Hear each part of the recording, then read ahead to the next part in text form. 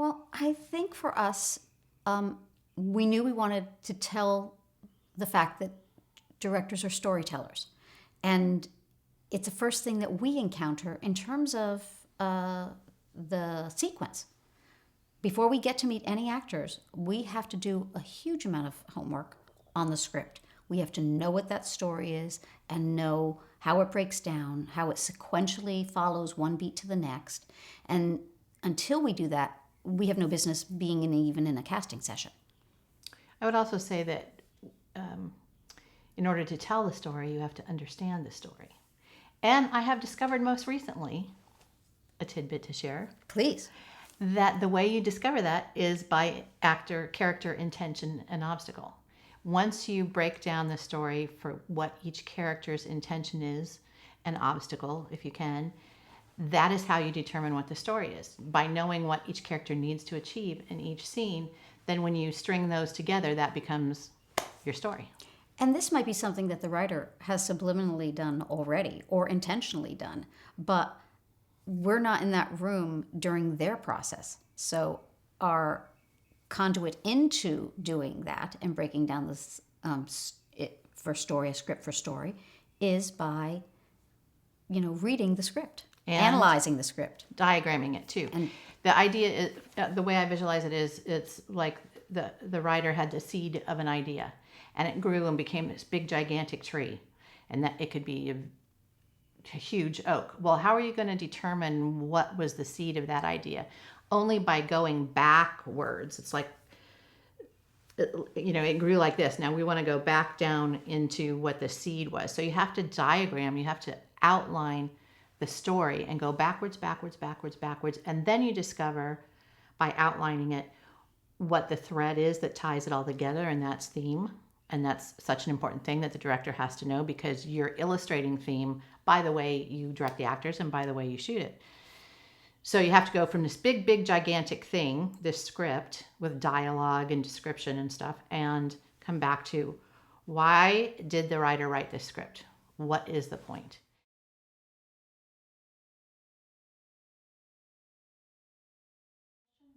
Sure, but honestly, I don't think they know all the time, really. I think it's kind of subtext for them that might, like as you said, might not be spoken, because they're so busy saying, okay, we're in episodic television and this happened in this episode.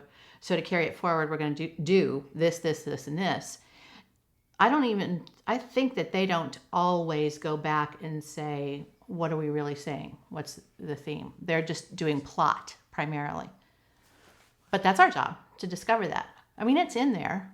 They may just not have articulated it. But yes, we do meet with writers a lot during the prep. And if we don't understand something, it's absolutely fine to ask them that question. Can you, or what did you intend by this? And sometimes I'm surprised, or something I suggest, they go, oh yeah, that is what I meant. But again, they haven't articulated it for themselves yet.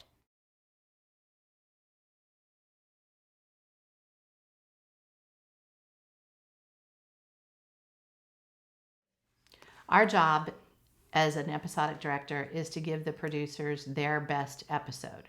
Now, will it be partly me? Yes.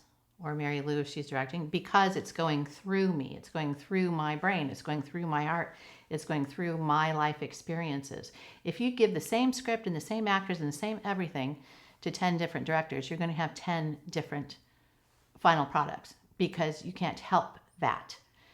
However, it is the director's responsibility to stay within the style of the show, to honor the show, to give the best episode of the show. But it will be me if I'm directing it. And, everyone has their own logic. So to tell a story that makes sense going forward, so this happens because of this happens because this happens, it's a sequence. And you can't use anybody else's logic. It's the logic of the story comes from your experience of life. And also, truthfully, we don't get the opportunity to choose what story we're telling. We are assigned an episode by a time period. They booked me for the month of October. No idea what the story is going to be. No idea whether it plays to my strengths or not. It's just happenstance. Sometimes you get a good one. Sometimes you don't. Or one that you relate to, or one that you don't. Right. So then you just have to do your best no matter what. I mean, this last episode of NCIS New Orleans that I directed happened to be about Katrina. Now, of course, everyone knew about the storm, as I call it.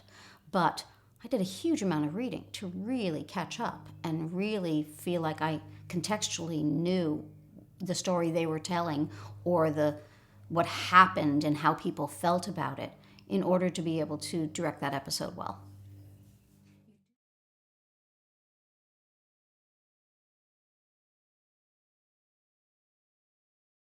Well, it all comes down in the end to moments and characters and relationships. There's this thing that you can't know ahead of time, which is how the characters are going to react to each other and what are the nonverbal, unspoken moments in a show. Which is why editorially it's so interesting that you thought you needed this piece of dialogue, but you don't need it because they had this look between them 2 scenes ago. So the empathy aspect is hugely important because it's all about how is the audience going to feel, and that's based on how did the characters feel as they interacted with one another. That's really, really it. And also our being able to judge how truthful they are in the moment, because, actors are human beings. Sometimes they hit a performance perfectly, and sometimes, the second take or third take is better. So in terms of our being empathetic to what they are doing, it's basically we're judging what is the best version of that to tell the story. Mm-hmm.